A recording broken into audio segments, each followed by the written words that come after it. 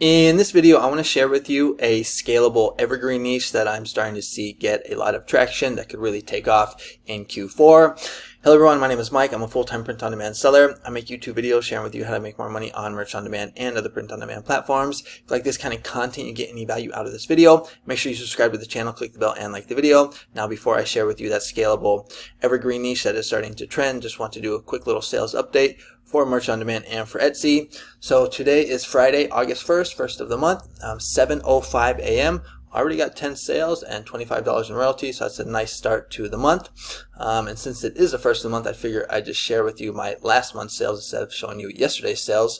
So last month, July, was able to do 1,165 sales, 140 returns, $2,750 in royalties, and my average royalty per sale was $2.36.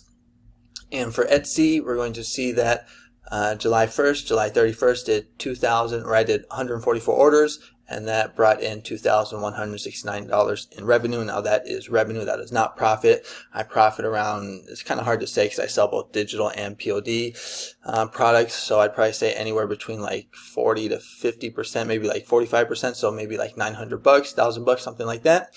And if you want to follow me on Instagram, where I post my daily sales for both merch on demand and Etsy, the link is in the description. Sometimes I also post like gym pics, entrepreneur pics, lifestyle pics, just like my life down here in Mexico. I'm born and raised in Mill Valley, California, but I've been living in beautiful Puerto Vallarta, Mexico for the past 20 years. Alright, so let's go ahead and get into the content of today's video. So since I have a school community and I recommend niches every day, I spend a lot of time on Merch Dominator doing research, and I started to see a new design trend, evergreen niche, that was getting a lot of traction, and I wanted to share it with you because you can actually scale this out to a lot of different types of niches. And so here we are on Merch Dominator. I'm in the bestseller category, newest, and I'm sorting by not my, and this is the niche right here. So it's you can't tell me what to do, you're not my Linda. You can't tell me what to do, you're not my Skyla, not my Sarah, Janet, Kim, Anna, Sarah. So basically what it's doing is taking this design, you can't tell me what to do, and it's just scaling out to all these different types of women's names. And this is actually kind of a knockoff design of probably a design you've already seen. That was, oh, got a sale. That was selling well during Father's Day. So if I just come here to, again, bestsellers, but this time just sort by BSR and type in daughter, you're probably going to remember this design right here. Where is it? You can't tell me what to do, you're not my daughter. You can see this one has a 102 BSR, so it's selling really well. So it's kind of a knockoff on this, but instead of using daughter, we're scaling out to different women's names. I actually made a video about this about 2 years ago. If you're an OG subscriber, you will remember. But I talked about how you can do like custom designs with people's names, but in the teacher niche. So you can do a design like this right here, where it's kind of like a, back to school kind of teacher clip art. And here you have the teacher's name. So you would just basically switch this out to Mrs. Smith, Mrs. Taylor, Mrs. Baker, Mrs., et cetera, et cetera. And actually I'm starting to get some sales in this niche right here. But so check out that video if you haven't. But back to this one right here, we're going to see that these were all just uploaded last week. Okay, so sorry about that. My screen recorder cut me off, but basically what I was saying is that all these designs were just uploaded last week. And, it's a very simple design, text design that you can scale out to a whole bunch of different women's names.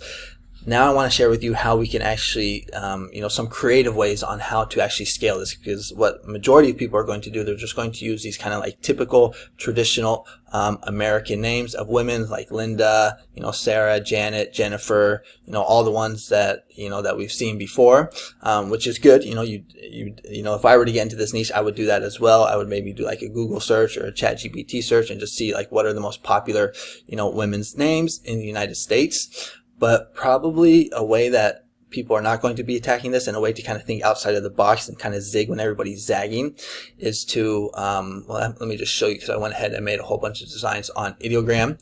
So like right here, you can do something like, you can't tell me what to do, you're not my beautiful wife, Anna. So you would add in some type of like adjective and then the, like a wife right here, Anna right here. So that's one way you can do it. You can do, you can't tell me what to do, you're not my bossy wife, Anna. So you can get kind of a little more descriptive. Let's see what the next one is. You can't tell me what to do, you're not my daughter. So you can, or my daughter Anna. So you can like switch out the demographics. I think I also did one for granddaughter. You can't tell me what to do, you're not my granddaughter. daughter Anna, and then I also did one for like a men's or a male's name, so you can't tell me what to do, you're not my grandson Mike. I just use my name right here.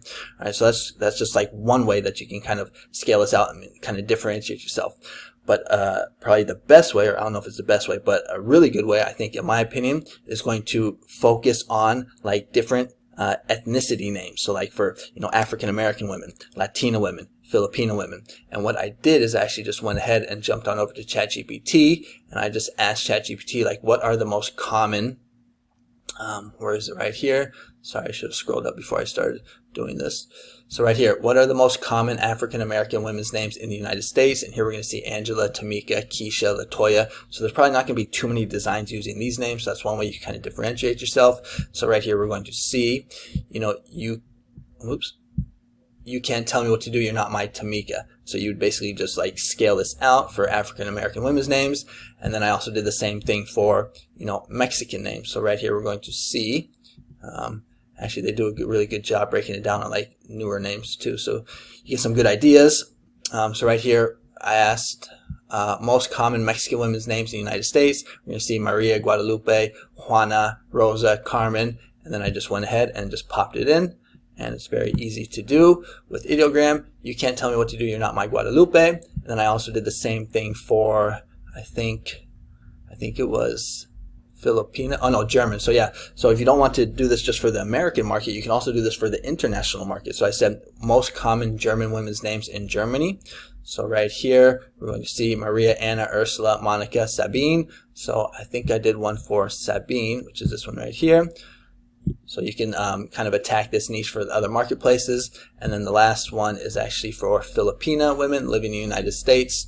So right here, I said most common Filipino women's names in the U.S. And we're going to see Maria, Joy, Anna, Grace. And one thing that I noticed, that's why I like ChatGPT so much, and I didn't know this, but it says here that many Filipinas use compound names like Maria Angelica, Anna May, Mary Grace, Rosa Ann. So, that's another way, again, to just kind of differentiate yourself. Right here, you're going to see, I say, you can't tell me what to do, you're not my Mary Grace. All right, so that is the niche that I wanted to share with you on how you can scale out. This could be really good, especially with Q4 coming up. It's very personalized, but it's, it's going to be evergreen. So this will sell all year round. It will sell very well, for birthdays, like Mother's Days, Father's Days, things like that. So comment below. Let me know what you think about this scaled niche, this evergreen niche that is starting to get some traction. And if you want a niche service, like if you're struggling to come up with niches, you might want to consider checking out my school community. I give my school community members 8 niches or 8 prompts every day, 4 for merch on demand and 4 for Etsy, whether you're doing physical products or digital downloads for Etsy. So every day I'm putting out these posts talking about, 4 niches, 4 prompts that you can use. If you go click on the link, you can watch this video right here. I talk more about who my school community is for and what you receive as a school community member. It's only $24 a month. You can cancel at any time, and you also get a whole bunch of GPTs as well that will help you write your listings for both merch on demand and for Etsy. So if you're interested, check it out. If not, it's all good. I will continue making free content here on my YouTube channel, so make sure to comment, like, and subscribe, and I will see you guys on the next one. Adios.